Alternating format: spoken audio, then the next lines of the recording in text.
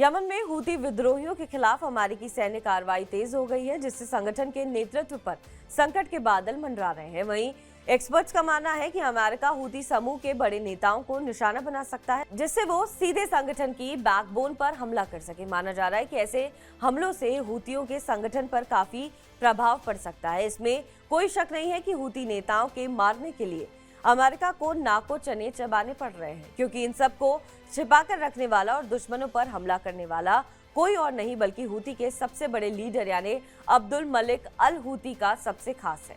इतना ही नहीं, माना जाता है कि अब्दुल मलिक अल हूती के बाद इस संगठन की कमान भी वही संभालेंगे। ये खतरनाक और चाणक्य के जैसा दिमाग लगाने वाला हूती नेता कोई और नहीं बल्कि मोहम्मद सालेह अल हामजी है।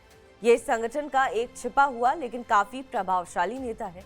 कई बड़े हमलों का ये मास्टरमाइंड भी रहा है। मोहम्मद सालेह अल हामजी को हूती संगठन के आंतरिक शक्ति संतुलन को बनाए रखने वाले प्रमुख व्यक्ति के रूप में जाना जाता है। वो न केवल संगठन की रणनीतियों में अहम भूमिका निभाता है बल्कि आंतरिक विवादों को हल करने में भी माहिर माना जाता है। हूती नेतृत्व कबीलाई नेताओं और धार्मिक समुदायों के बीच है। हामजी की मजबूत पैठ मानी जाती है, जिससे वो संगठन के भीतर शक्ति संरचना को नियंत्रित करने की क्षमता रखता है। एक्सपर्ट्स के मुताबिक अगर हूती नेतृत्व संकट में आता है तो अल हामजी ही तय करेगा कि अगला नेता कौन होगा। अल हामजी का जन्म 1956 में सादा प्रांत के हमजद क्षेत्र में हुआ था और वो वहां का एक प्रमुख कबायली शेख माना जाता है। हालांकि वो आधिकारिक रूप से सादा का डिप्टी गवर्नर है, लेकिन उसकी भूमिका इससे कहीं अधिक जरूरी है। वो हूती संगठन के संस्थापक हुसैन अल हूती और उसके पिता बद्र अल दीन अल हूती के करीबी हैं। साल 1997 में उन्होंने ईरान की यात्रा की थी, जिससे उनके और ईरान के बीच वैचारिक और रणनीतिक संबंधों की गहराई का पता चला।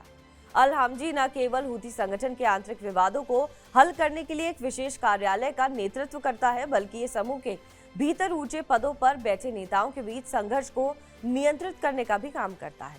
हूती संगठन को एक लुप्त समूह से एक शक्तिशाली सशस्त्र विद्रोही सेना में बदलने में भी अल हामजी की अहम भूमिका रही है।